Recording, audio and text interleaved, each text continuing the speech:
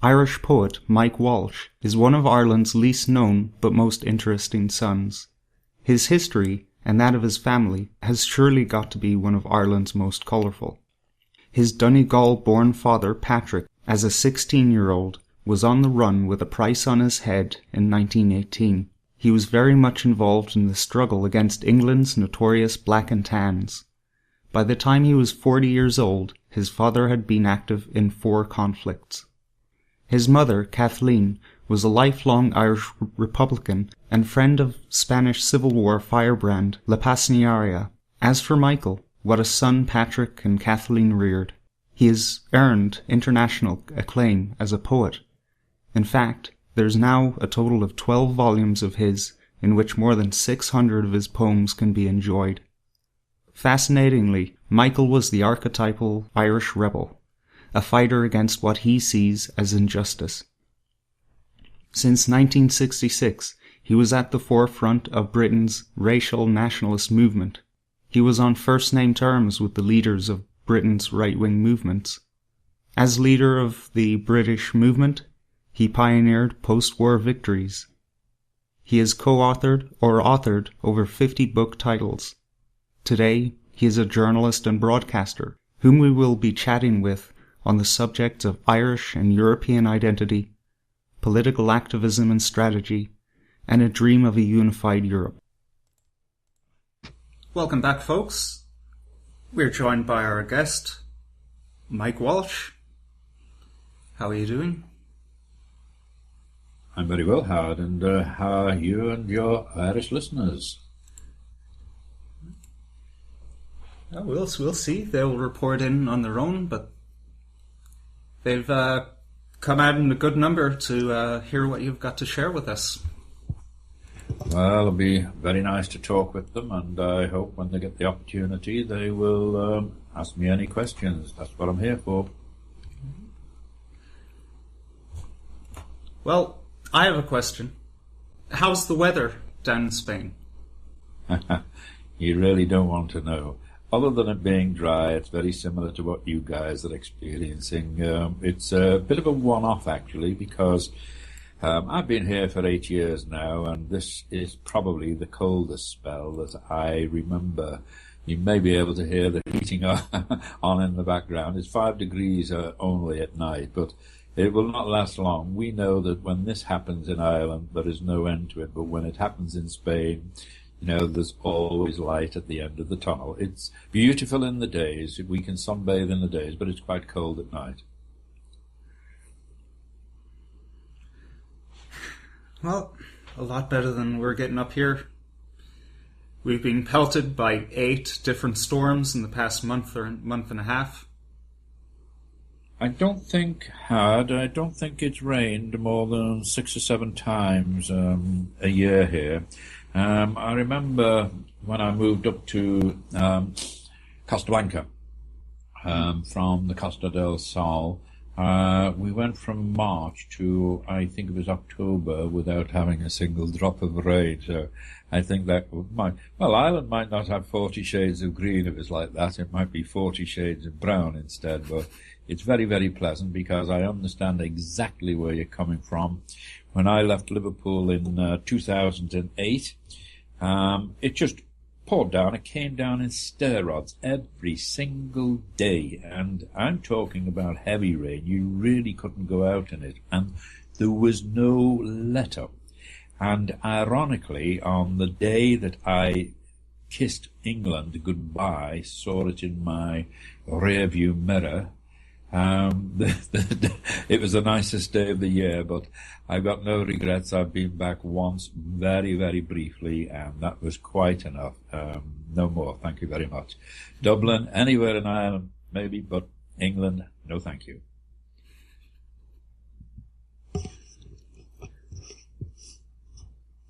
Well, there's something special about Ireland, I think, that makes it a little more bearable. I agree. Yeah, I think you've got to have you got to be born with duck's feathers or something. I'm surprised that your skin is the same as everybody else's because over the years of evolution was doing its job, then really, you guys should have some kind of protection without going out to buy it. But it is a beautiful country, and I suppose that when the nice days do arrive, then you're better able to appreciate it rather than take it for granted, as we very often do here.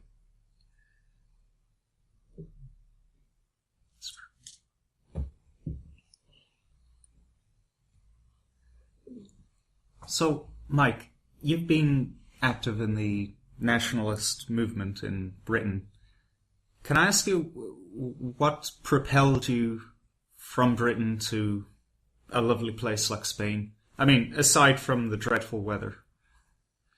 Aside from the dreadful weather, the cost of living, the very high cost of living, and you had to work hard to earn a great deal of money to be able to survive, even comfortably. It was very, very difficult. The health service is an absolute disaster, and when you are retired, you do need the health services more than perhaps your age does. Mm-hmm. And, so one thing and another, it wasn't just the weather, it was the cost of living in England is extremely high. The weather, of course, is absolutely appalling, and the health service is, in my opinion, one of the worst in the world. And in this respect, I do know what I'm talking about. I started life for 7 years as a seaman. I think at the age of 22, I had visited over 60 countries. And, of course, you're going to need medical attention in some of these countries. And I do remember, okay, it was a very, very primitive society, but when I had to see a doctor right up the creeks in West Africa, I got seen to, on 2 occasions, I was seen to much quicker than I was with the National Health Service. So, there's your reasons. And I think they're quite enough. It's very, very reasonably priced here.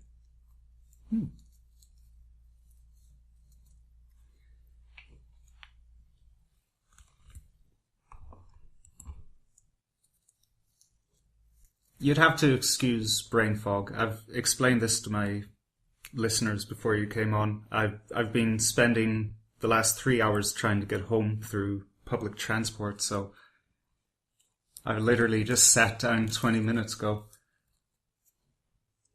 You're having a tough time now. Apparently you're in Galway, are you, or is it somewhere else in Ireland? Aye. Yeah. It is in Galway, is it, Howard? It's in Galway, yeah. Yeah, I don't have any experience of it. My paternal side, my father's side, they came from Donegal, and my mother's side came from Wexford and Tipperary. So I've got a recollection, but it's only a very, very vague recollection. I was very young at the time of going to Galway, but I haven't got a picture of it in my mind. And if I did, I would probably think of it as a very small, cattle market town. I suppose I'm quite wrong there, am I? Well, when you're talking about that time period, yeah. But it's boomed into this metropolis, a kind of almost trying to be like Dublin, but without the appropriate road systems. So, this influx of thousands of people, it's kind of hard to work out how are we going to put these people in appropriate places? How are we going to let them maneuver about? It's a small island we have here, Yeah, it's a very small island, and I can't quite remember what the population of Ireland is. I don't know whether it was 2 million or 4 million or 3 million last time I looked, but there is still plenty of space there, and as you know, I have a lot of connections with Latvia as well, the Baltic states. In Latvia in particular, you two countries have so much in common, and you could learn so much from each other. I could talk for 10 or 15 minutes just on the things that you have in common with each other. It's a wonderful country, about the same size, and perhaps Latvia has a smaller population. Would I be right in saying that Czechoslovakia, as well as having kind of similar genetics to ourselves, a similar past. Do you have any insight into the Czech people?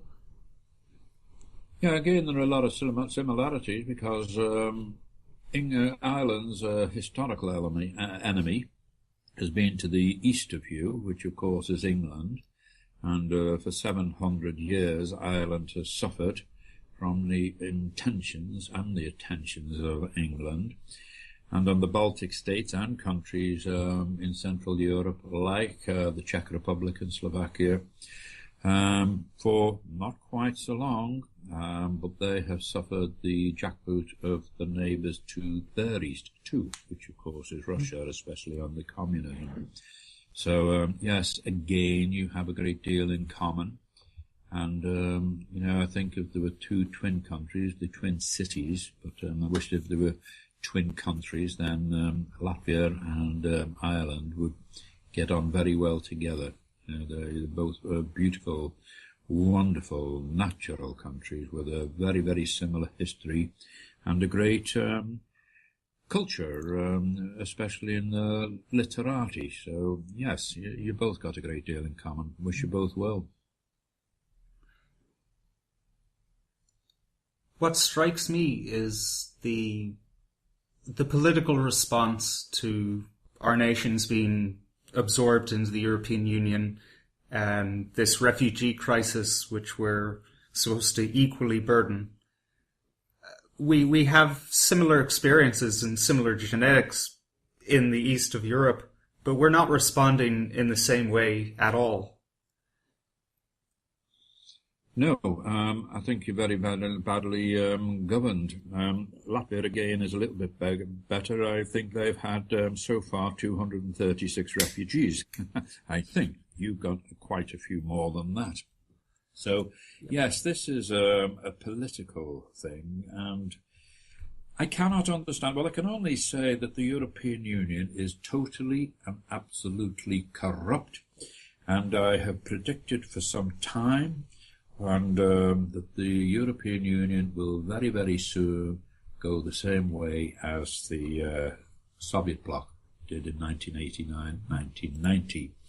They are very, very similar entities, and whilst 2 or 3 years ago, when I predicted the total collapse of the European Union, I was mocked. I see that in the highest places now, that there is talk now of the collapse of the Eurozone and the collapse of the European Union. And really, it's not rocket science, Howard. The whole thing is built on sand. There are no political people running the party of the European Union. It's the Soviet Union. If I ask people, who is the President of the United States, they give me an immediate answer. It's President Barack Obama. If I say, who is the President of the European Union, they're absolutely clueless. He's not elected.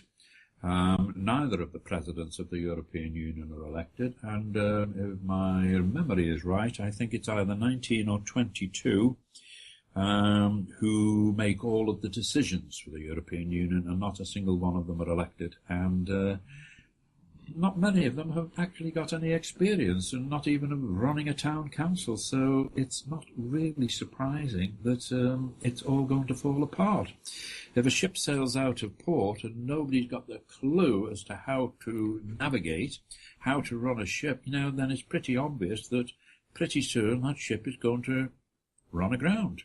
And this is exactly what is happening to the European Union. And it seems to me sometimes, Howard, that we're all on a handcart rolling to hell. It seems like the more influential forces in the world are definitely pushing us in that direction, yeah. And to continue the parallel with the Soviet Union, it's exactly the same thing. This small group of party bureaucrats, and they don't have any real world experiences. They just have all these designs in their head. Social engineers is all they are, really. Yeah, none of them are popular with the people. Again, we have the likes of Vladimir Putin, whether you like him or hate him, you just got to accept the fact they're all independently analysed. You know, he is the most popular leader in the world. And, you know, there are leaders all over the world of one political persuasion or another which are a great deal more popular than our own hapless lot. The likes of Vladimir Putin can go for a walkabout in Moscow or Crimea, any of these places.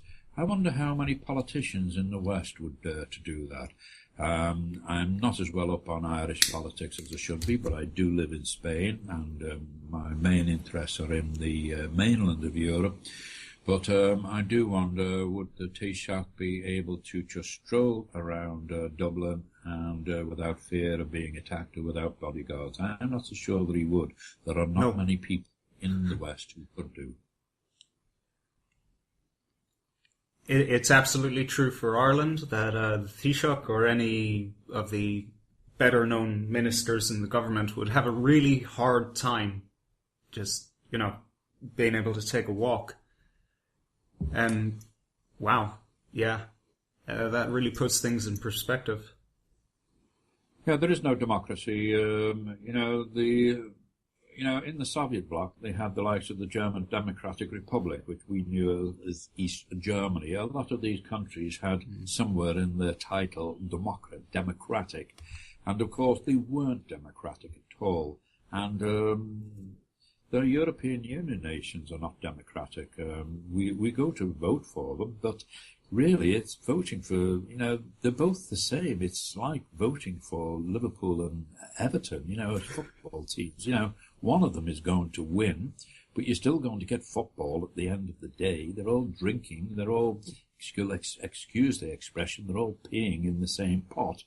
So we're just being taken for a ride by these charlatans, these rogues. They are totally corrupt. I call it Tweedledee and Tweedledum. Yeah, or Punch and Judy. We all go along and we watch Punch knocking hell out of Judy, and Judy giving Punch a hard time, and we cheer. We either cheer for Punch or we cheer for Judy.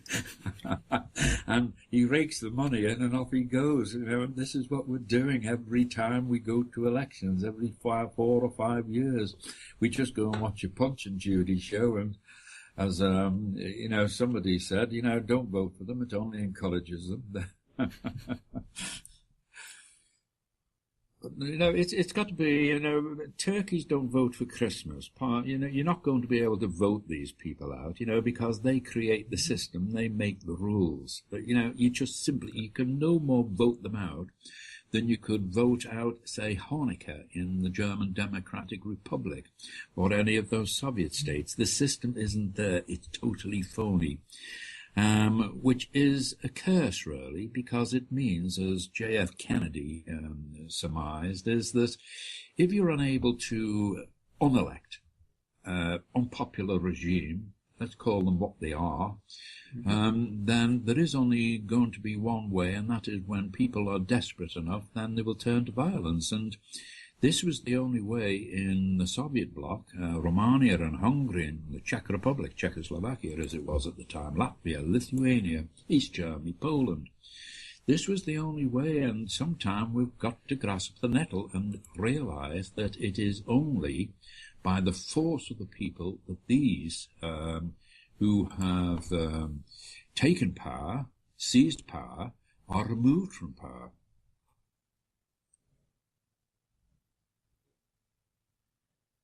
All of my youth and early adulthood, my mind has actually been plagued with this problem. Yeah, I've always been a very politically conscious person, and I see the same problems I've noticed 20 years ago happen today. Like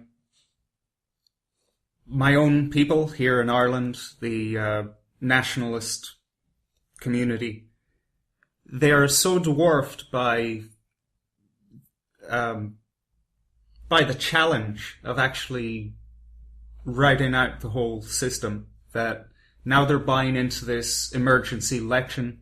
A general election was called 2 or 3 weeks ago. And out of just desperation, these guys are taking this shit seriously. They're thinking that, oh, maybe salvation is here. It's quite sad to see. Is this something that is held in esteem in the mainland? Are people still kind of in nationalist circles? I mean, are they still distracted by this? The media is orchestrated right away across. As a matter of fact, if there was one entity at all which you can guarantee is orchestrated and all singing to the same hymn sheet, it is the media right across Europe. And there is a very simple reason for this. People don't realise, I don't know how many newspapers or periodicals you've got in Ireland. I certainly know that there's about 1,000 in England and probably the similar amount in other countries in Europe. But Howard, all of their information comes from about 2 or 3 news agencies. So only the name on the actual newspaper or the television station that you're watching or the radio broadcasting station, with the exception of independent radios like your own, they're all working from the set. They're all taking their products from the same news wholesalers. That's what news agencies are. So wherever you are in Ireland, wherever you are in Germany, you're all reading the same news which is channeled through to them by the same 2 or 3 news agencies. You are not reading what is in the Frankfurter Allgemeine Zeitung or the Dublin Herald or anything of that nature. It's all coming from these 2 or 3 news agencies. So the only thing that is different is the language that the newspaper is printed in, and of course the headline, the name, the title, the masthead of the newspaper. So right away across the board, right across Europe, we have that orchestration of the media, which is, the analogy that I use is, think of a conductor, orchestral conductor. He's standing on the podium. And, of course, in the orchestra, you have the wind section, you have the percussionists, you have the violinists, the string section, all the rest of it. But they're all playing to what the conductor wants. And this is how the media works. Other than that, most, if not all, of the governing executives throughout the 26 nations of the European Union, these are all very unpopular. And they're all hand-picked before they are allowed to be elected for power, and they've all got safe seats. And there is only going to be one way to unseat them, and that is the Polish way, the East German way, and the ways of former Eastern Bloc, like Romania. And this is happening. When I was touching upon the media, the point I was making is that the media, are being very, very quiet about the unrest that is occurring right throughout the European Union. Now, I won't be so rude as to ask your age, and it really doesn't matter as far as your listeners are and their ages are, but many of us will remember 1990 when we saw the riots and the disquiet, the social unrest occurring, but right throughout the Czechoslovakia, as it was, Germany and East Germany and Poland, Lithuania. We saw it. We're not being told about any of the unrest in Western Europe today, which is far more prevalent and far more extreme.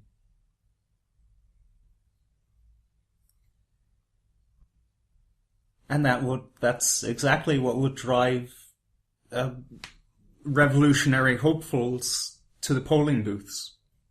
Yeah, you nailed it. Yeah, absolutely. Again, I like to talk in analogies, as you will realise now, but you think of a castle, and you've got plenty of these fortresses right the way through Ireland, just as you do have in England, and think of the ruling elite who are in those fortresses as being the governing executive. Think of the walls as being made up entirely of the media and the police. And you have got a picture in your mind of Ireland, you've got a picture in your mind of Spain, of Angela Merkel's Germany, of any of the countries.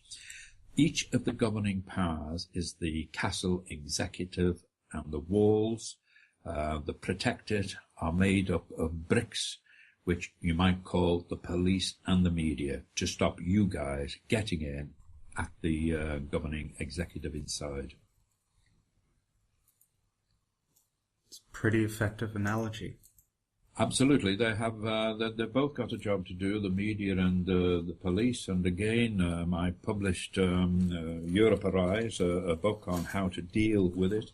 And believe me, I do like, because I've been involved in barricade politics, if you like, for nearly 50 years now.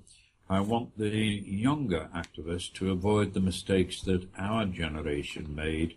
And I will tell you now that the media and the police are two sides of the same coin, and they both collaborate together against the people. They are both employed by the state, they are both representatives of the state, and they are not to be trusted. I'm sorry to say that, but they are not to be trusted. There's many examples of why definitely we're all aware of the media, but as well the police. All throughout the years, you had things like snatch squads, planning protests down certain routes to, engineer a political crisis. Yeah, remember too that the police are not just the uniform branch. I always say that for every uniform policeman you see, there's probably two policemen who are not in uniform. One will be on duty and one will be off duty, but they're never off duty, if you follow my drift. And they're always policemen. And it's not just, when you think of an army, for instance, you think of a man in a uniform with a gun. Well, in actual fact, an army is an organization that wouldn't function if it wasn't for the people that you don't see behind the scenes. And the police and the press are exactly the same. The police employ or use agents provocateurs. These are people, subversives, who will, when an organization is causing them some disquiet, then they will infiltrate that organization. They will, of course, pretend to be on side with the organization's aims. They will cozy up to its leadership. And those who they very, very quickly detect could be rebels, they will put them into situations where they're going to get into trouble, and, of course, they will arrest them. So, yes, the police profile is to, before what they regard as a crime, and this is activism against the government, they will identify the proponents of anti-government behaviour, and they will set them up beforehand. So you've got to be very, very careful and create your own rules which are within their rules, but they can be dealt with, but not by amateurs, I'm afraid.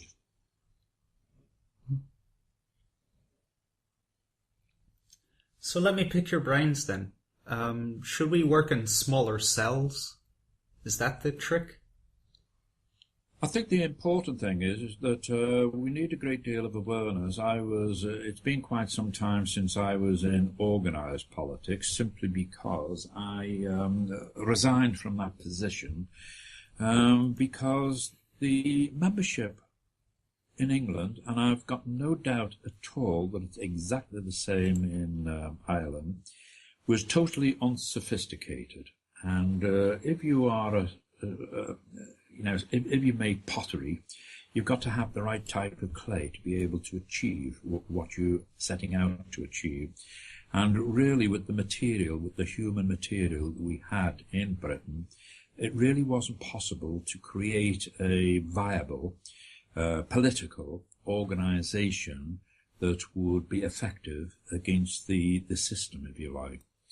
So there needs to be, in all whatever we're talking about, whether we're talking about left-wing, right-wing, nationalist, or anything, there has got to be cadres in which education is responsible for educating the members. Now, if you or any of your listeners were to go and get a job, even a simple job, might be a shelf stacker in a supermarket, you are still going to get 1 or 2 days training for it.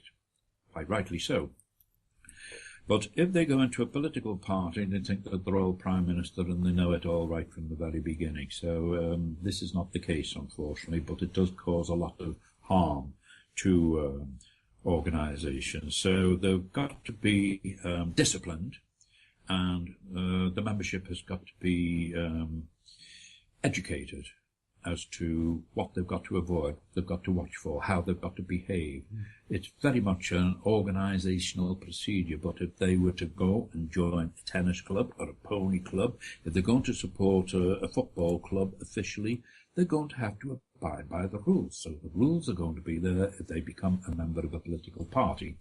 And one of the rules, I think you touched upon it, is only communicate, and certainly don't take anybody at all into your confidence. Not in politics. Leave that out. You're there to do a job. You're not there to make friends. You make friends, great. It's wonderful, and I've had a wonderful political life behind me, extending over 40 years, and I have got no regrets at all. But I do wish that in the very beginning there had been people who were astute enough and experienced enough to show us younger ones at the time how to avoid the pitfalls. And there are many, many pitfalls when you go into political activism. That there are.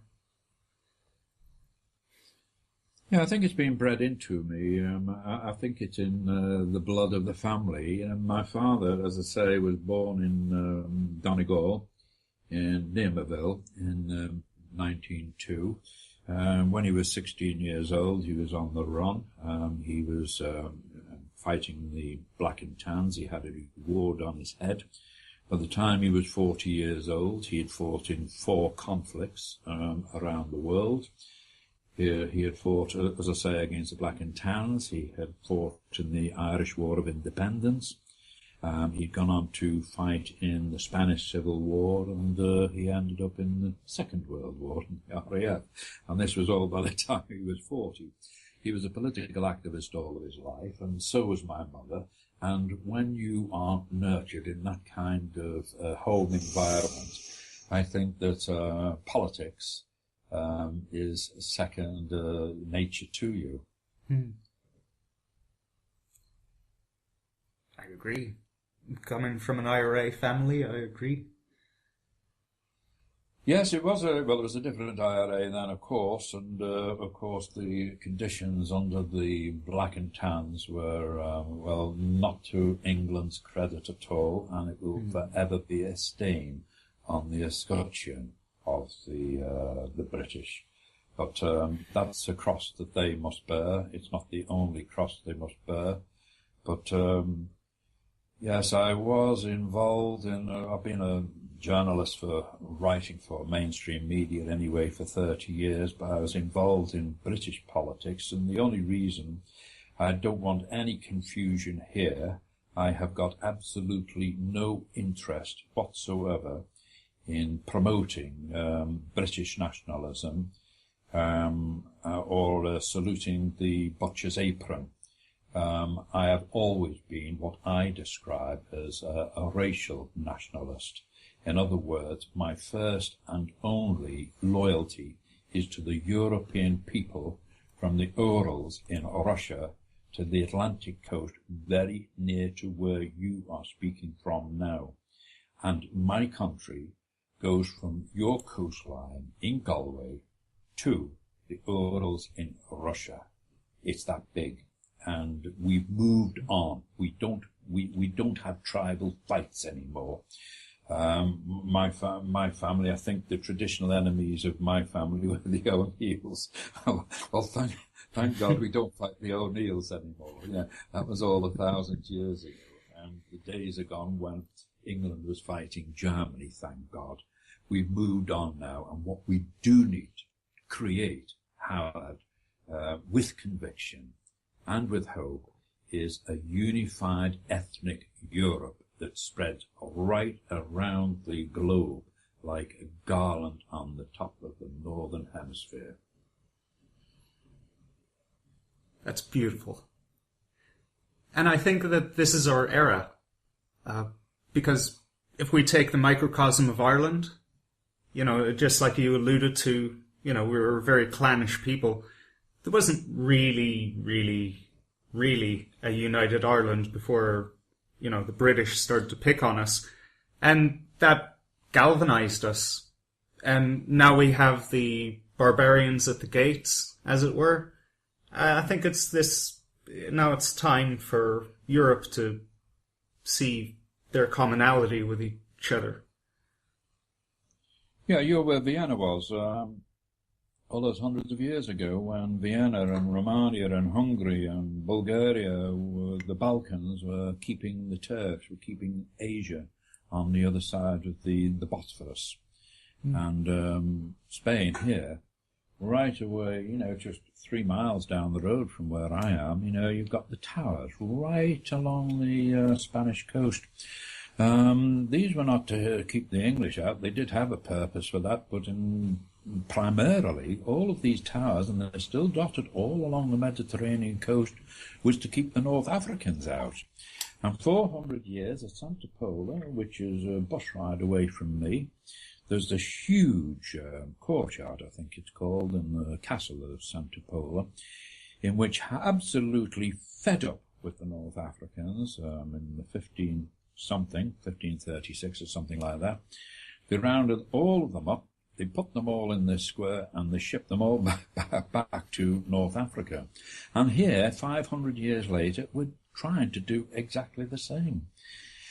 But we're not going to be able to do it as individual nations. Those days have gone. Come on, this is the 21st century, and we've got to be united, and we've got to stand together.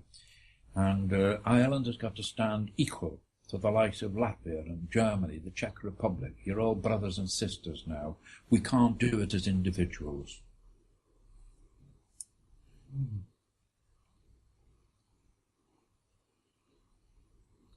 Excuse my silence, I'm kind of absorbing.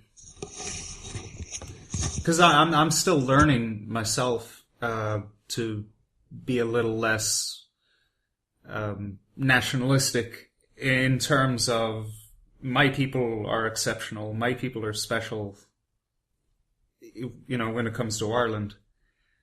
A united Europe is alien to me, I have to be honest.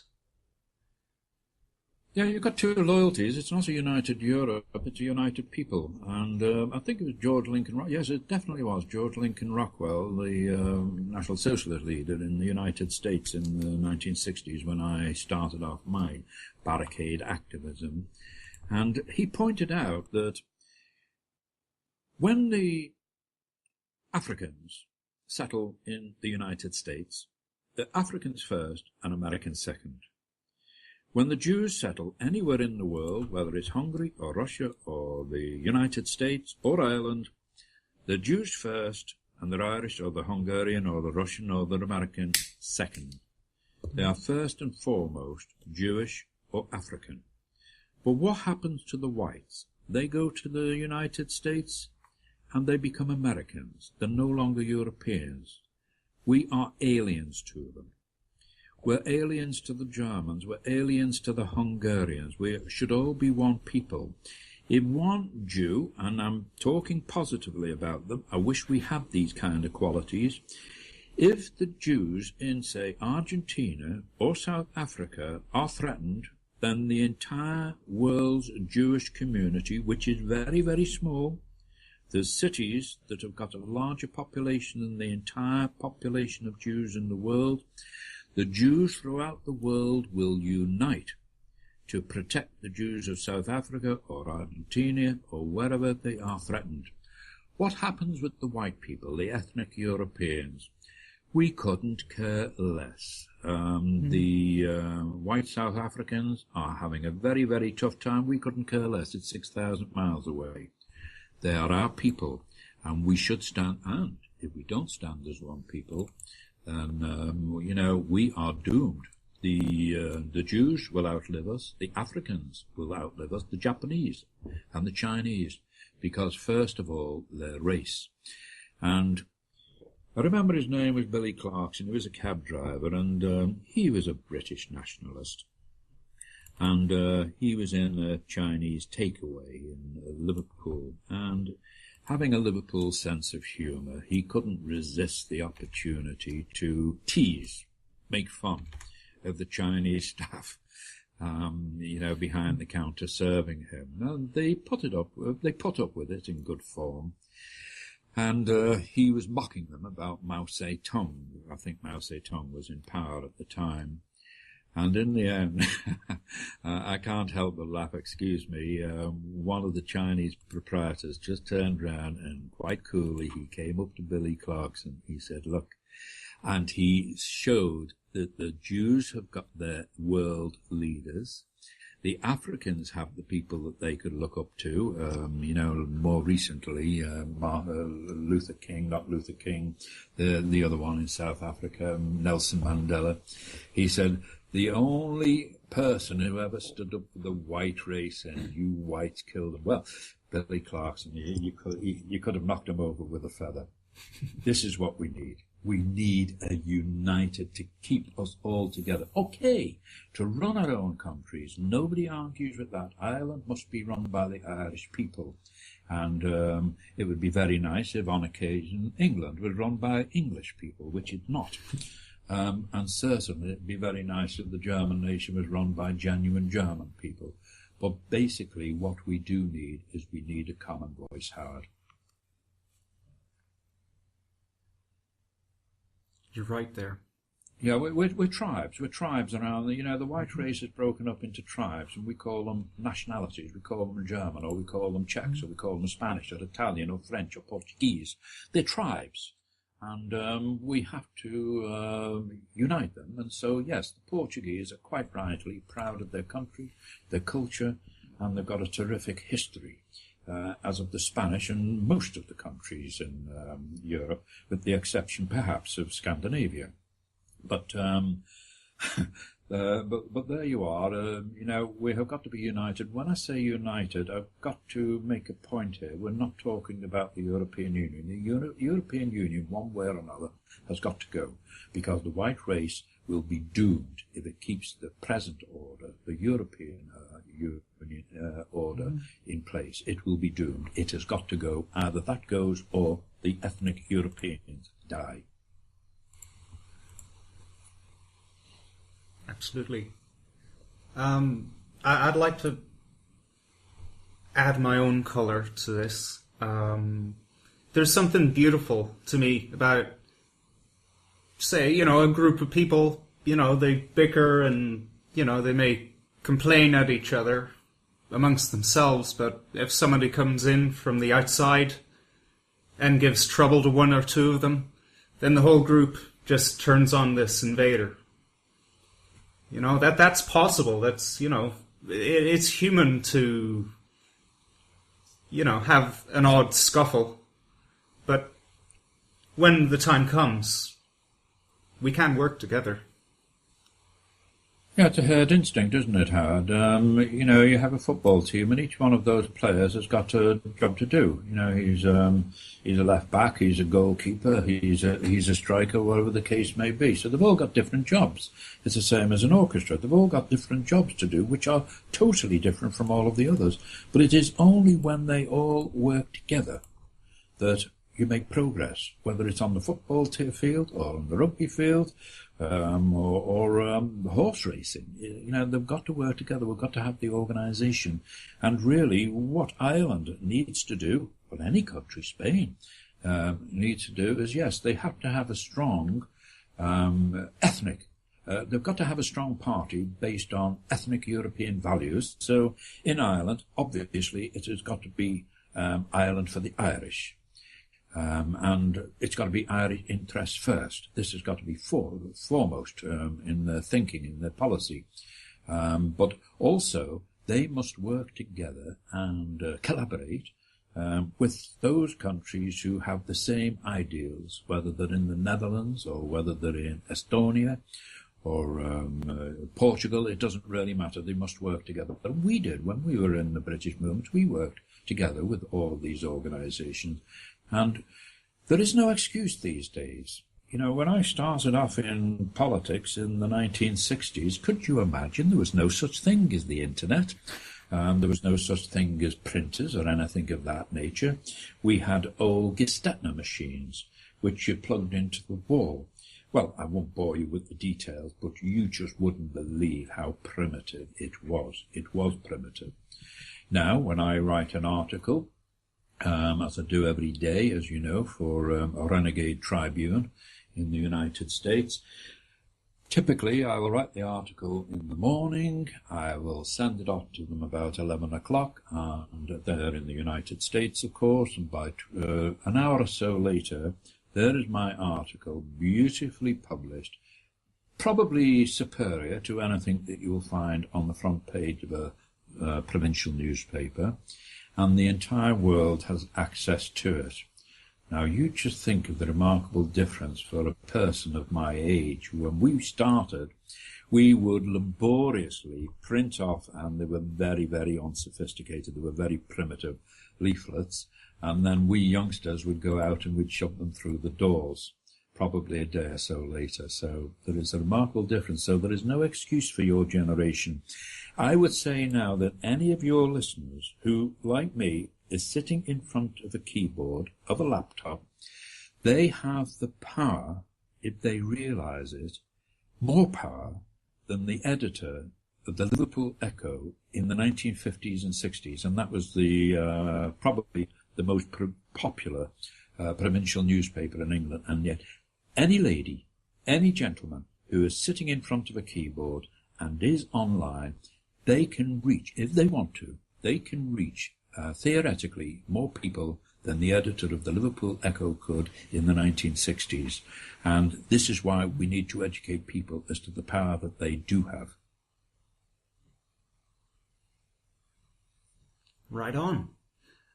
I was recently invited into a chat with a group of reactionaries and nationalists around Ireland, and they were bemoaning how they're outnumbered, how are we going to change? And I hope that I was heard anyway. But I said, guys, look, there's like 15 of us. If we have the intelligence amongst us, and if we do it right, we alone, 15 people, can change the country. I mean, that's all you need, are a few people. You know, there's the anecdote of, 2 typewriters took down the White House. I haven't heard that one. I think it was a Watergate scandal was broken by 2 journalists. Uh-huh. And yeah, we've got enormous power, and the one that I was thinking you were going to say, and I think it was Vladimir Ilyich Lenin, who was instrumental, of course, in the so-called Russian Revolution. It wasn't a Russian Revolution at all, it was a coup. But that's another story. But he said, I forget the exact numbers, but it was certainly less than 20. But let's pretend it was 20. He said, had just 20 people in St. Petersburg, this is 1917, by the way, had just 20 people in St. Petersburg known what we were about to do, we would never have succeeded. Isn't that a powerful statement? Mm-hmm. If only 20 people in St. Petersburg had known what we, the Bolsheviks, were about to do to overthrow a government in an American-financed coup that was called the Russian Revolution, they would have been prevented. But people are afraid. And again, the great Russian writer Alexander Solzhenitsyn Of course, he was one of millions and millions who were shipped out to the Gulag, just as the Irish were shipped out to Australia and Latin America and the West Indies and America as indentured slaves. He was shipped out to the Gulag, and again he pointed out that when these black vans came around the city and they knocked at the doors and arrested the people, why didn't just a handful of people come out and overturn their vans? He said it would have changed history. So you are quite right. We don't want great numbers. What we want is an educated, positive minority. Well put. Shall we take a musical break, Mike? Yeah, how long is it going to last for? Do I have time to make a coffee? You've got 4.5 minutes. Okay, can I make a cup of coffee in 4.5 Take minutes? Take all the time you need, Mike. Beg pardon? Take all the time you need. Okay, my friend, and we'll talk again as soon as I've wet my whistle, hey? Yep, sounds like a plan. Thank you very much. Thank you. Hello. We're going to listen to Alabama 3 with Power in the Blood. Okay, if you want to start off where we left off, or have you got another topic? Yeah, let's just go for it. Well, you threw out the term National Socialist there a few times.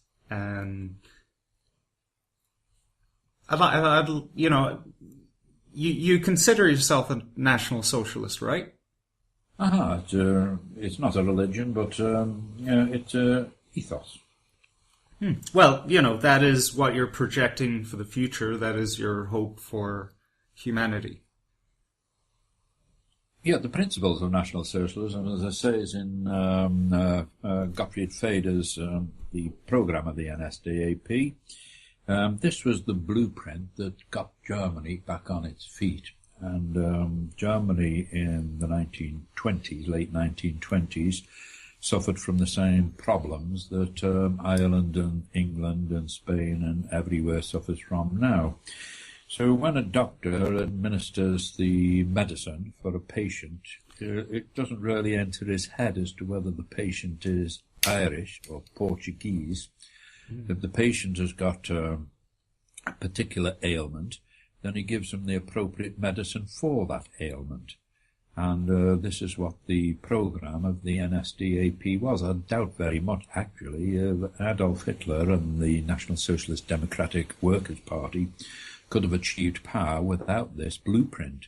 If you're going to go out into your yard or wherever and you're going to make a motor car or build a boat, then you're going to work to a plan. And this plan could equally be applied, as it was, to Germany in 1933, which put it back on its feet within a few months. And this plan would work equally well for Ireland today.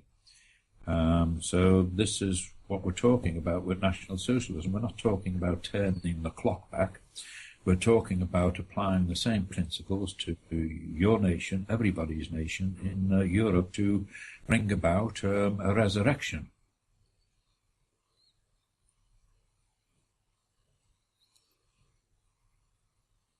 What are the tenets of that? Because this information isn't exactly all over the place, for obvious reasons.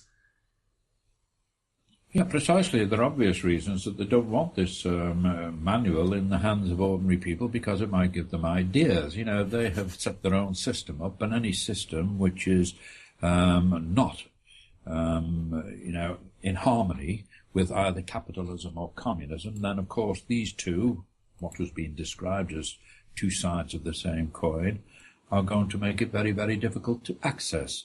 But the main tenets of the program of the National Socialist German Workers' Party was based on economy. And, you are shackled. If I come to your home or any of your listeners' homes and I say, well, you've got a good income coming in here. Your husband is bringing in X amount of money. You've got two sons who are working here. They're bringing in money and they're paying their lodgings. You've got a daughter who's doing quite well, and your wife is working as a cashier at a bank. How come you're broke? So, it's the debts that we have. Well, a nation is exactly the same way, is that it doesn't matter how prosperous, how inventive, how inspired your people are, if it's labouring under usury, interest rates, which are a great burden, then whatever you do, you're going to struggle under that burden. And Germany just overthrew them. The Irish people, we were talking about solidarity before between the nations. It really doesn't matter whether your name is O'Neill or whether it's Schmidt or whether it's Hank Marvin, really, is everything you buy. If you go out tomorrow and buy something, or if your local authority goes out and purchases a clinic, whatever the case may be, if the fire department goes out to buy a new fire engine, 40%, that's right, 40 cents in every euro that is spent on that product, that service that is bought, goes to the banks. Why? Where is the bank's involvement in creating a clinic, or to buy a fire engine, or to buy you a pair of shoes, or your wife a new coat? It doesn't come in, because in the chain, the production chain, from the farmer, actually who owns the land, planting the seed, he borrows money, he pays interest. The wholesaler, he borrows money, he pays interest, and right the way through, so by the time that bag of grain goes from the farmer's field into your loaf of bread, the banks have picked up 40%, whether you are an American or a German or a member of the Spanish community. And this is what Germany basically did, is they stopped that, and when the German farmer produced something, and everything was reduced by 40%. And of course, the wealth of the German people, when it stopped getting milked by the international banks, became very, very wealthy. And from Germany at the time, which was very, very similar to Ukraine at the moment, which is the most impoverished country in Europe, Germany in just 36 months, 3 years, became second most powerful, prosperous country, second only to the United States, and they did that in 36 months. That is why we need the program of the NSDAP, which is available on Amazon, by the way. Ooh. I've got to get a copy of that, because that sounds like exactly what we need, something that transcends the left-right paradigm. Absolutely. This is what you guys need to sit down and talk. It doesn't matter what political party you're talking about. You could be left-wing, you could be anything, but this is the manual. If you want to build a Volkswagen, then you're going to have a plan in front of you. If you're going to build a particular type of dinghy boat, then you're going to need a plan in front of you. And when you learn from that plan, and when you work to that plan, then you are going to get Ireland back on its feet. And exactly the same, if I were talking to you, as I do occasionally to a Latvian friend, I would say exactly the same. You need this manual to put yourself, your country back on its feet. So, as again, the analogy that I was using before is the penicillin that worked in 1930 and got a Frenchman back on his feet after a bout of illness. The same penicillin, when it was administered to an Irish person who'd had a bout of the same or similar ailment, it works the same, and so does the program of the NSDAP. And this is why it's never been broadcast, really.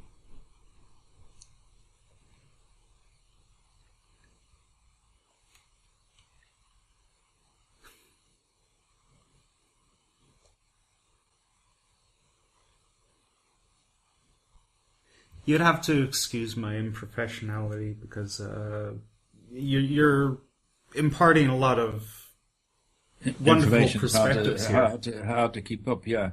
Well, it's hard to integrate. I'm supposed to be the guy that's, always making sure that we go in a direction that's interesting, but I'm sitting here learning.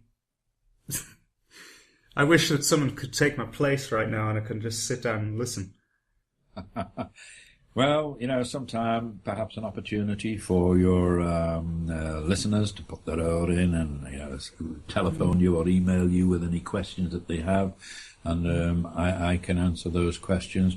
But remember the basic tenet of National Socialism, and it was an Irish American who explained National Socialism best to me, was the William Joyce. And I think it was from Galway that his family, a long, illustrious history of the Joyces. You've even got a place there, a whole area that even today is called Joyce County. So the Joyces go right back in history in Galway. And William Joyce, his father had emigrated to New York at the end of the in the late 1800s, and he'd done very, very well in there.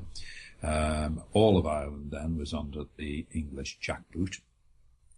And as I say, he did very, very well in there. And William, his son, was born in New York. I think it was 1906, 4 years after my father was born in Mayville, in Donegal. And the youngster lived in America until he was about 8 or 9 years old. And because his father was a fervent admirer of the British Empire, which didn't endear him to I think it was the Sinn Féin at the time, it was thought best to relocate and go back to England. And he and the family did, including, of course, the son William Joyce. And William Joyce, of course, became very, very famous for the part that he played in the British Union of Fascists. He was a remarkable intellectual, and the intellectual achievements that William Joyce brought to England have never ever been bettered. I won't even start to think about the things that he did achieve, but he was a great man. And his way of explaining National Socialism was simple. If you love your country, you are a nationalist. If you love your people, you are a socialist. So therefore, be a National Socialist. Does that make sense? Yeah, and only an Irishman could put it that way. The Irish are eloquent, and it's an eloquence, and it's a writing ability and a poetry ability that the English, who are very short on such things, are very, very ready to hijack. You'd be surprised how many people in England, apparently quite well educated, who think that Oscar Wilde and George Bernard Shaw are English. Well, of course they're not, they're Irish. And, but when it suits them, when an Irishman does something bad, then he's Irish. If he does something good, then he's English. Apparently the Scottish have the same problem with English plagiarism. Oh, wow. I hope I'm not offending any English listeners. Do you have any English listeners? Yeah, one, but he's not the type that's going to take offence. No. If he's English, there is absolutely nothing wrong with the English guy. The average English, and let's face it, I lived there for most of my life. For 20 years, I was a high-placed executive with the Guild of Master Craftsmen. So my job for 20 years was to visit highly skilled tradesmen in a variety of great diversity of trades and skills. And so I saw the best of England. I was very, very privileged to see the best people of England, and they were remarkable. But of course, they mustn't be confused with that gutless, spineless, abominable, eaten lot that are running the city of London Now, England is as much under the jackboot of Westminster as Ireland was, and the English have suffered every bit as much as the Irish people have. Yes, we talk about the transportations, the slavery, the way in which the Irish people were treated by the English. But let's not allow our nationalism to forget that as far as the English upper class were concerned, they couldn't care less whether those who filled these brigantines and were taken out to the slave colonies throughout the dominions, whether they were English, Scottish, Welsh or Irish. As far as they were concerned, you were all sheep. So, yes, the average, ordinary English person, there is absolutely nothing wrong with them. They are a wonderful people with a terrific history. But unfortunately, the English have been under occupation for at least 200 years. I share the same sentiment, just to let my listeners know. As I come from a radical IRA family, I still, when say, for example, an English tourist would approach me for directions or anything, I would treat him as a brother, a visiting brother. I think it's about time to transcend any kind of grudges, when it comes to the common man.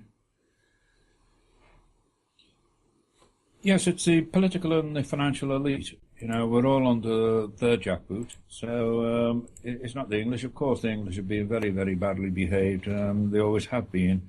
And in many cases, their associates have been Irish. So Ireland has its warts and all. All people do have. But, we're talking basically is that the enemy is not the English people or the Irish people. The enemy is those who control them. People will naturally be very, very badly behaved if they're given a uniform. You've only got to go down to the airport to see, that people turn into monsters as soon as they put a uniform on them. They're probably quite nice people when they're in their civilian clothes and when they're out socializing. But put a security official's uniform on them, tunic, put them into a British airport or an Irish airport, and they morph into Jekyll and Hyde characters. But this is people. It's a people problem, not a government problem. And our problem is the illegal governments. I say that illegal governments, if they're not democratically elected, they're not democratically elected, and therefore, in my book, they are illegal governments and they need to be ousted one way or another.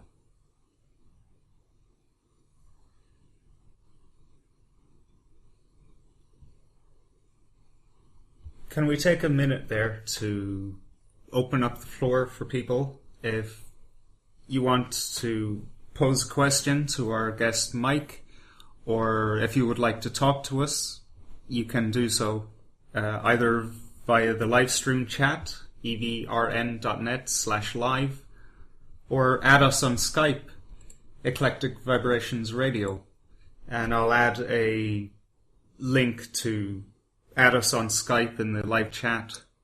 Are you open to that, Mike? Yeah, that's no problem for me. And while we wait for our listeners to catch up with us, whenever I have a guest, we play a game. It's called the Idiot Tax. Basically, every Wednesday I play the lotto. And as you know, you get a selection of numbers, and if your numbers come up, then you win a prize. But if you're 99% of the population, then you won't get anything. And that money goes to good charities, or at least they tell us it does anyway. So whenever I have a guest, I offer the guest to pick a charity or a cause of their choice, and I will donate any winnings, 10% of any winnings, to that cause. Do you have anything in mind? I don't in particular. I'm not that much of a charity giver because I think the charity begins at home, and my charity has to be. I'm an impoverished poet, so my first charity has to be me. Fair enough. But Okay. Children are my first choice. A children's charity, especially orphanages. These kids have to be looked after. Those who don't have mums and dads. Well, that's very noble, and that's where it all begins. You're right. So let's see if we have won anything this week. Click check numbers. I've got a good feeling this week. Well, no, nothing was won.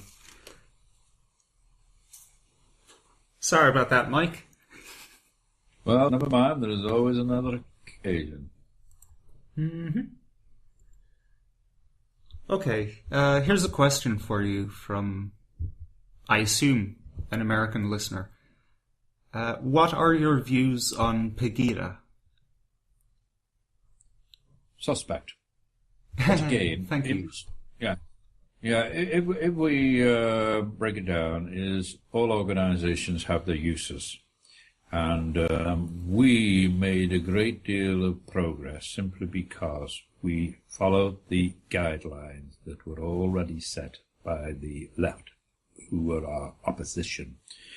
And these people are absolutely masters of infiltration, of what they called entryism.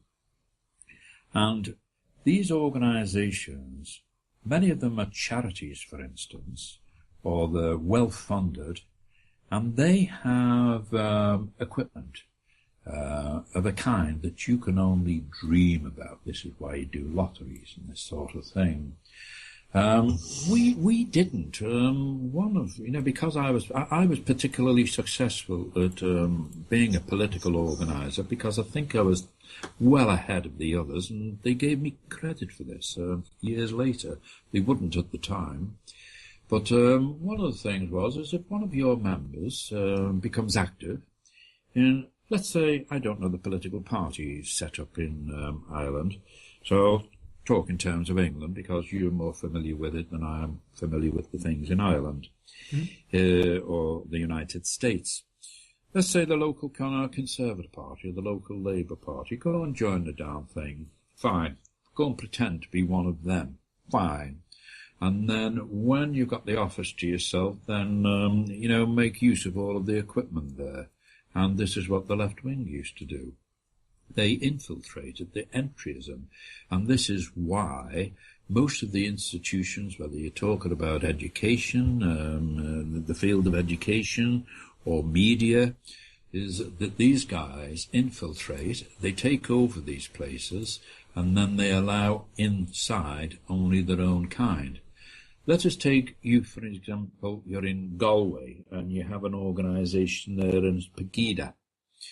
You can do one of two things. You can either say, okay, they're suspect, we're not going to have anything to do with them, we're fearful of them, but they're just not us, we want to keep our independence. That's one way of looking at it. The other way is to join Galway Pegida, or Dublin Pegida, or Wexford Pegida. Join it.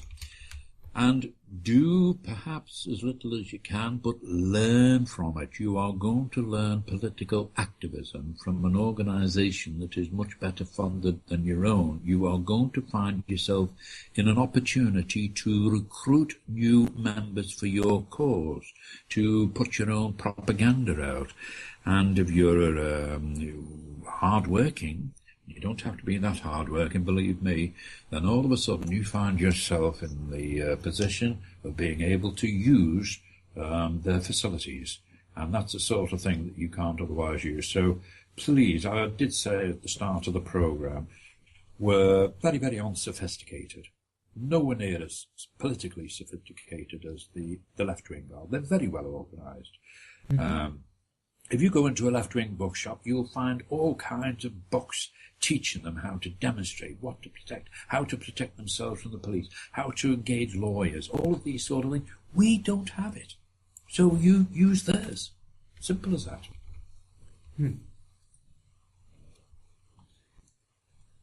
I'm sorry, I don't know how that answered your question. But, No. Maybe. Let me ask a clarification question then. Are you saying basically that any edifice is really open to purchase, depending on, people who put the necessary work in, the necessary dedication, and possibly the necessary funds, and then they've purchased that organization, basically? Yeah, again, let's use an analogy here. Let's talk about Radio Merseyside, which is a BBC entity, and they start off, and they have genuinely very good journalists who are working to the National Union of Journalists rule books, in other words, that they're going to be right, fair and square. But one way or another, the left-wing infiltrate, and as soon as one gets in there, then when a job is going, he recommends a friend who belongs to the same Socialist Workers' Party as he does. Then he's in, and then another position becomes available, and the next thing, before you know it, whether we're talking about Radio Merseyside or your own radio broadcasting department there as you expand, or whether we're talking about an educational authority or a political party, in no time at all you have actually taken over it. Now, I know from all of my experience that even in a Labour Party stronghold, like, say, Birkenhead, for instance, on Merseyside, the actual Labour, yes, they might boast 10,000 Labour Party card holders, but when you go along to their meetings, in actual fact, there's probably less than 10 or 15 people who are actually there. There's very, very few activists, and that means that when you go into there, then you become very quickly one of those, and then you can start influencing things, and then you start bringing your own people in. And this is how the left wing very, very successfully, to their credit, took over just about everything. Now, when you go into the likes of Liverpool, which is a left-wing stronghold, they control just about everything.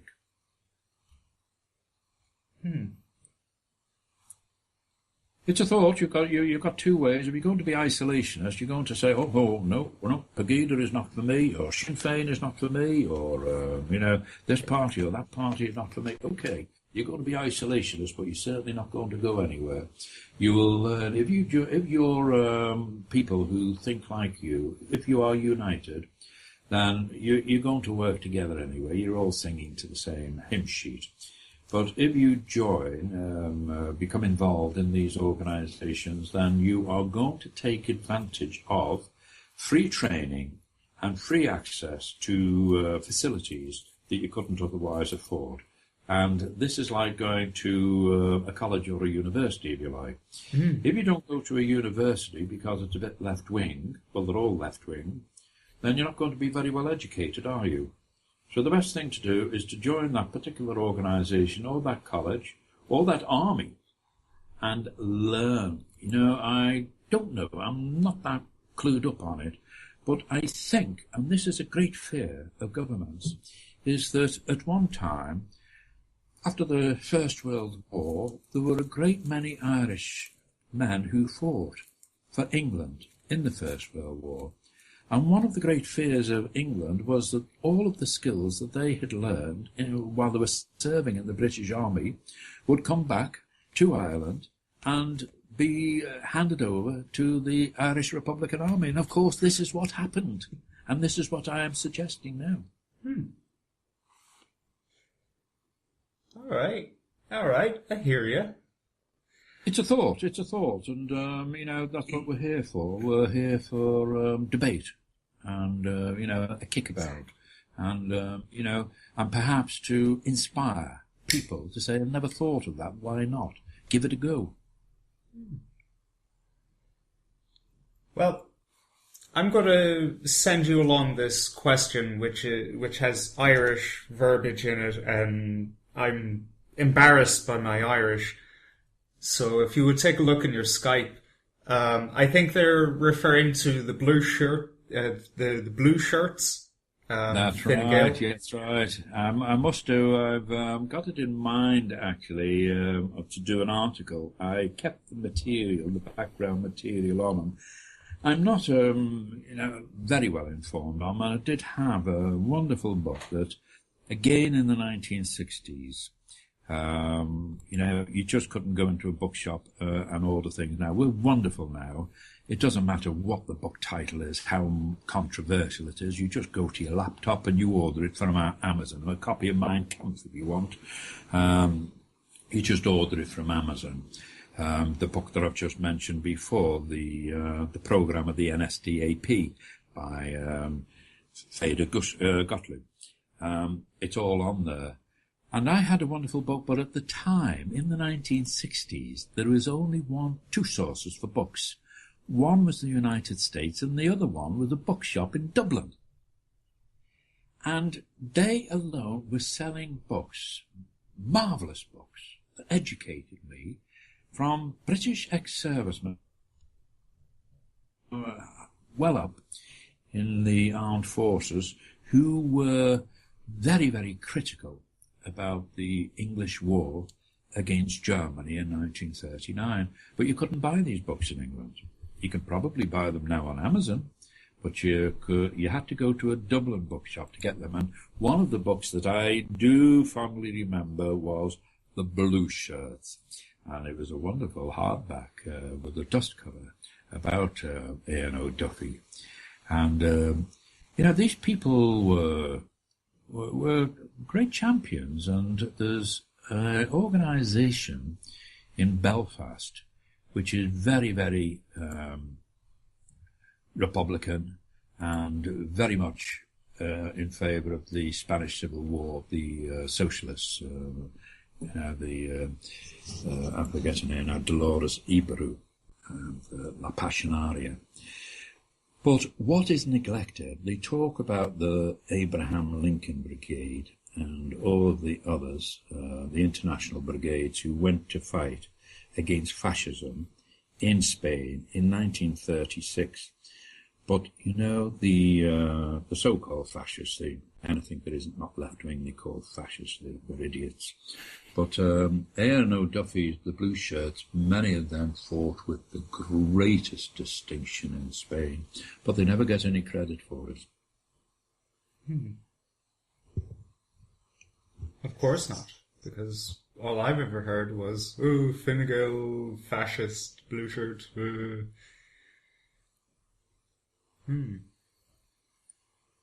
No, Ireland is very much an enigma to me, especially the Irish politics. And I think Irish politics is an enigma to everybody because, on the face of it, then the IRA I can well understand. Although my father and I became estranged, which is stupid, and Ireland had a civil war within living memory.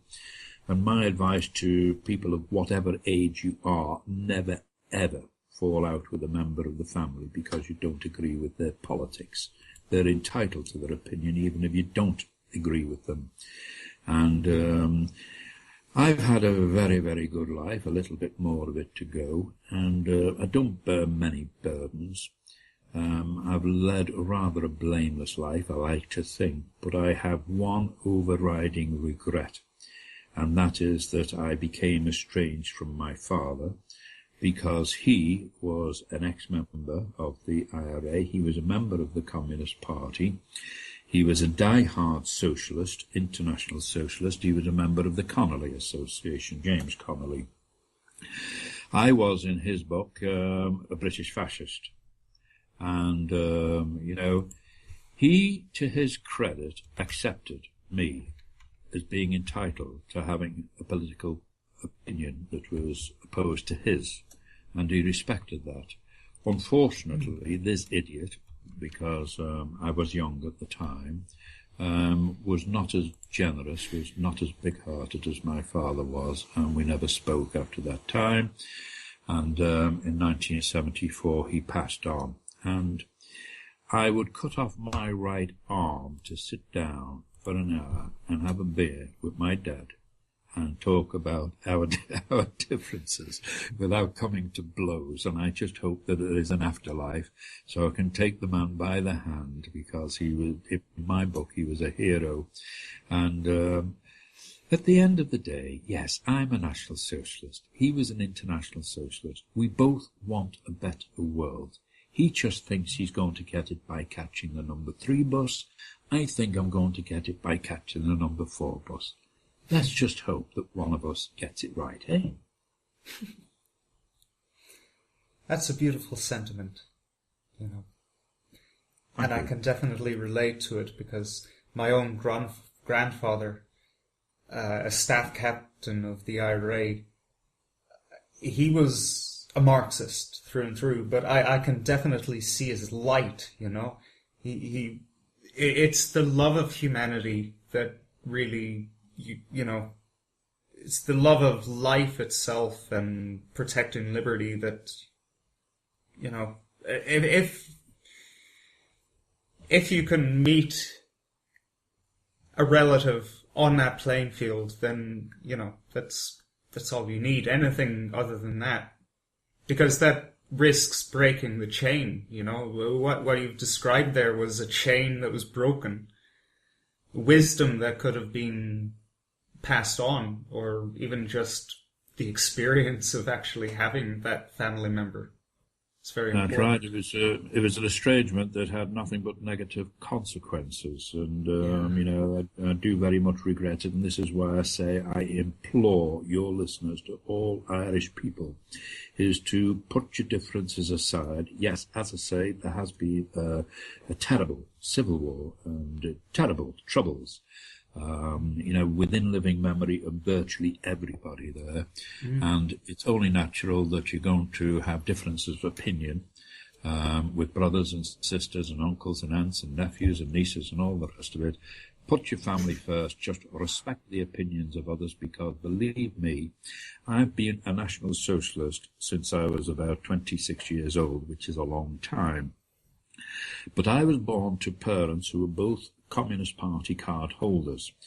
My mother, when the Hungarian uprising occurred in 1956, and of course it was brutally put down by the Red Army, my mother, to her credit, Kathleen Walsh, she tore up her Communist Party card, and she said, as far as I'm concerned, a jackboot is a jackboot, whether it's got a Russian or a German foot in it.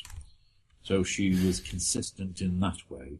But my father was consistent in his own way, is that he always found a reason, an excuse.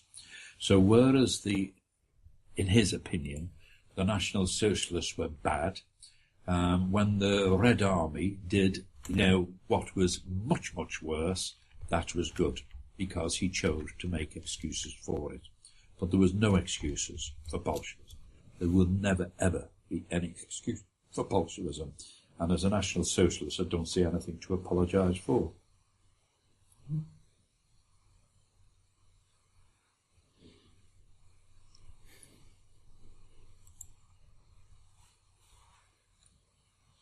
I suppose basically what I'm saying when I'm thinking about it, you know, during these pauses, is that the blue shirts, they wanted the best for Ireland. And I'm sure that the Irish Republican Army did. So why were they fighting against each other? And again, I'm not plugging it, I'm just referring back to it, the programme of the NSDAP. He pointed out that the National Socialists, and they were in the struggle, they had their troubles in the 1920s, is these Marxists were always, you know, there was fighting, not that fighting, as Adolf Hitler said. More people died in the small abortive Easter uprising in 1916 than did during the entire period of National Socialist struggle from 1919 until 1933. so we mustn't blow things up out of all proportion. But National Socialists died, and they were brutally killed by Marxists, so-called workers. And as Gottfried Feder pointed out, is that how is it that these representatives of the workers, the victims of them, were always German working class? They claimed to be against the bosses, they claimed to be against the bankers, they claimed to be against the politicians, but not a single boss, not a single government member, or not a single banker was ever killed or came to any harm by those who were allegedly opposed to them. It was always National Socialist, hard-working people who had families. And, this is the truth of the matter, isn't it, Howard?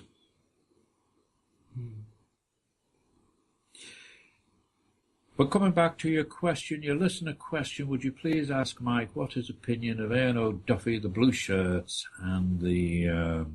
now, I'm sorry, I do apologise, despite my 1,000-year history of Irish membership, I am unable to pronounce the Gaelic.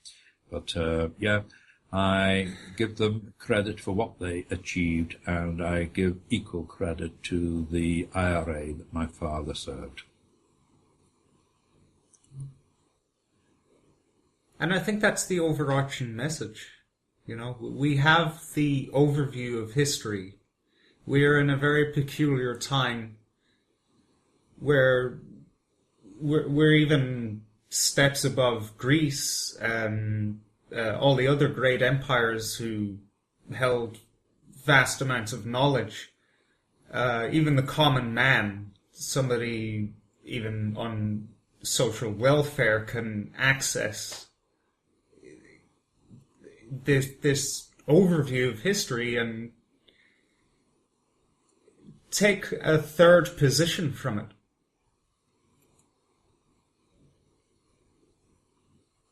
Yeah, I can hear you. Can you hear me all right? Yep, clearly.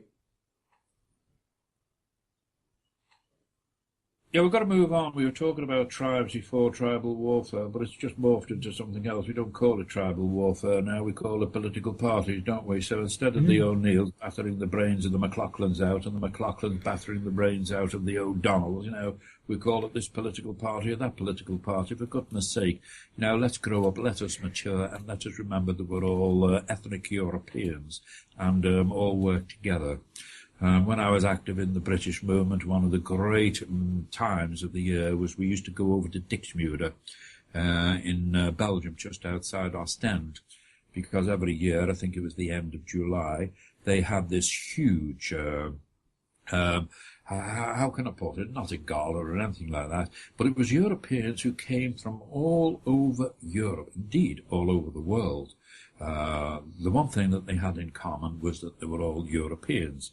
And the theme of this great get-together, we're talking about perhaps 100,000 people in attendance, the theme was, Howard, that there were not going to be any more brother wars. And when we walked into the different bars and the other places, we were all having good fun together and slapping each other on the back and shaking each other's hand and saying, "Where are you from?" We got on so well together, and when you walked up to somebody in the bar and you were talking to them and you wanted to know something about their flag or what they were doing here, or to remark on their uniform, you had no idea. Only when you were talking to them did you realise, were you introduced as being Irish, or Belgian, or Dutch, or Estonian. And it didn't really matter, and it was the same when I was at sea. We used to find ourselves, it was very much a James Conrad period that I was at sea, so the world was a far different place then. And when we used to go into a bar in some part of West Africa, obviously the West African countries, the majority of people in there would be African. They'd be Ghanaian or whatever the case may be, and there was the same in Latin America and other parts of the world. But the Europeans always used to come together. We knew there were other ships in, and we'd see a group of white people, white men, in a table, and we'd go over and introduce ourselves. We had no idea They could have been off the French ship, they could have been off the Belgian ship, or the Swiss ship. The Swiss, believe it or not, had a navy. And, we'd get talking, but we were just drawn together for one reason, is that we all shared the same ethnicity. We all shared the same religion. We were Christians. We were ethnic Europeans. We had white skin. And it was a wonderful feeling. And this, I've never changed my opinion throughout my life. I don't want any more tribal warfare. I don't want Germans fighting the English, and I don't want the Irish fighting the English either. I just want us all to be together to run our own countries as we want them, according to our own values, and shaped by our own culture and history, and to value those, and to appreciate them in others as well, but to work together to have a common programme, as I said before, that will unite us just as the Jews are united.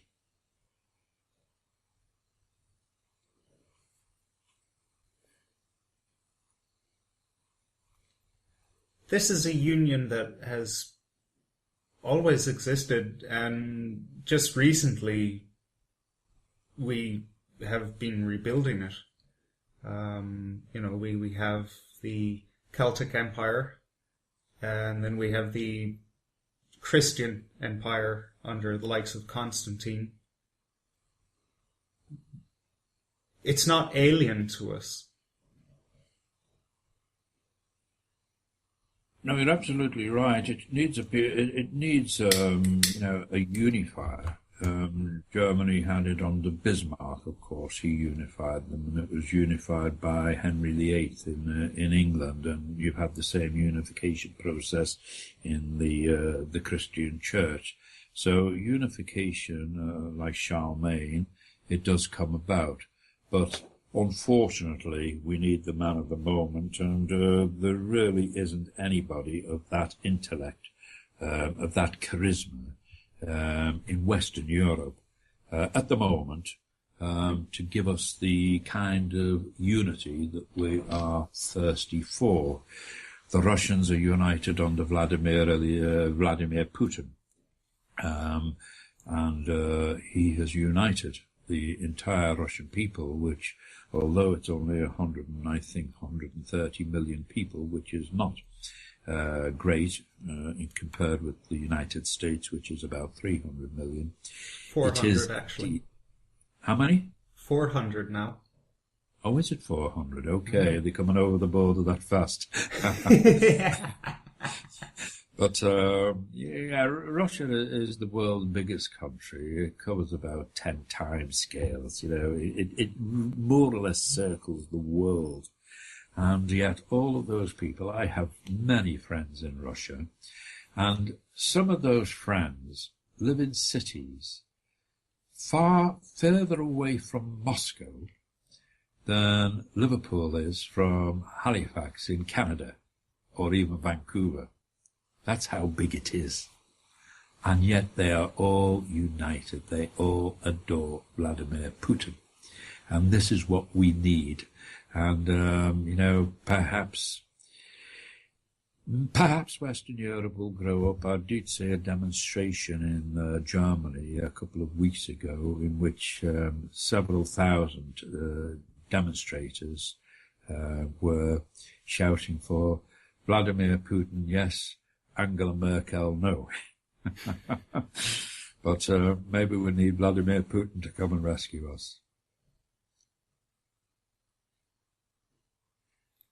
I had hoped for the same in recent times, yes. So I think he has. I think Vladimir Putin, when it comes to best interests, there's no doubt about it in my mind that the Western European, they would benefit more from the politics, if you like, the leadership, rather, the leadership principles of Vladimir Putin than they would from their own corrupt leadership. And I can well understand the Germans saying, that if it's a choice between Vladimir Putin and Angela Merkel, give us Putin every time. And it's not just a German problem either. In Ukraine, where I do have some connections, as when there was an independent poll there as to who the Ukrainians would wish to have running their country. I think Putin got 94%, and I think Poroshenko, the American-backed puppet, got about 2%. So yes, Putin is internationally popular, and he's white, and he's Christian, and he's civilized. And what more do we want? Yeah, he fits a lot of the criteria, and he's certainly got the propaganda going on out there.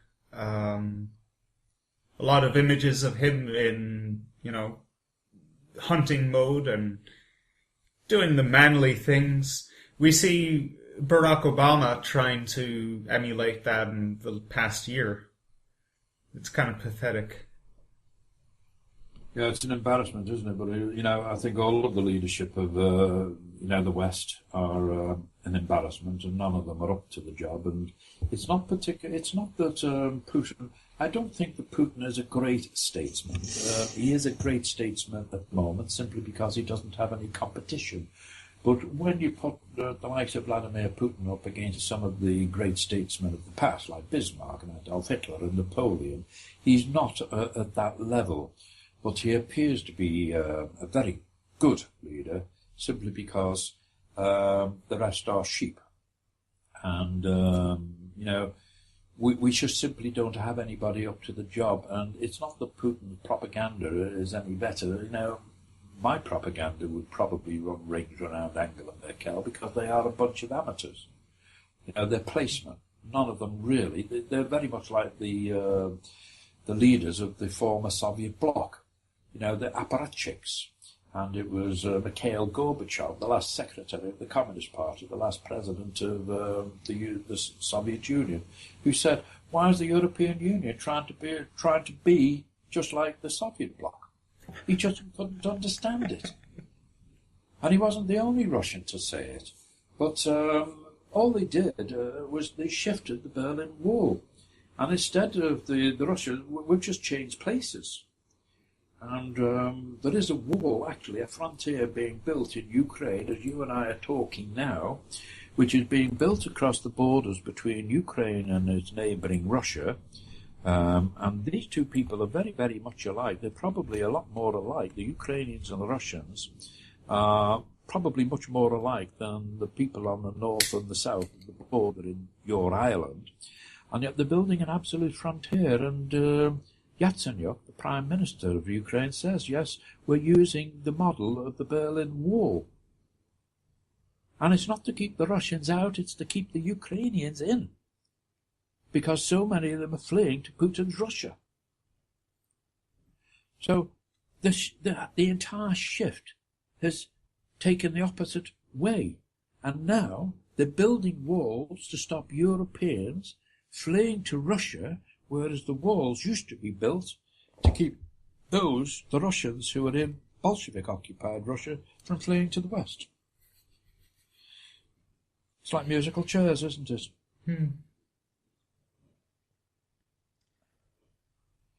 Yeah, it's an interesting scenario, isn't it? The entire thing. But it's the story of history. It's just kind of strange that after millennia of continuously running westward away from tyranny, white civilization is now running eastward. Yeah, but we've got to, take charge of our own, destinies in Western Europe. They were fortunate in Russia. They're very fortunate in some parts of Europe. It's not just Russia. We're talking about Putin as if he was a one-off. But Lukashenko, Alexander Lukashenko, is a wonderful leader of Belarus. And Belarus is a very, very large country. And then you have Orban. Viktor Orban, who is leading Hungary, another great country with a wonderful history. And he is very, very popular with Hungarians. and you have Marine Le Pen in France, who could very well be the next president of France. So there is hope for Europe, and we hope for Ireland too. I hope. However, none of those names quite match up to Adolf Hitler. No, they fall very far short of it, but, from little acorns grow. Absolutely. Well, it's been an absolute delight, Mike, and please, you have to grace us with your presence once more. Well, I hope we talk again, and it's been a privilege talking with you and your Irish listeners, and I hope that they will keep in touch. I hope they've gained something from it, and I hope that in some way they've been educated or inspired by the conversation that you and I have had, Howard. Well, I'm definitely inspired, I can tell you that. Okay, my friend, well, you come back to me when you can, hey? And good luck to you, and good luck and great love to all Irish people, wherever in the world they are. I'm very, very proud to be one of them. Good night.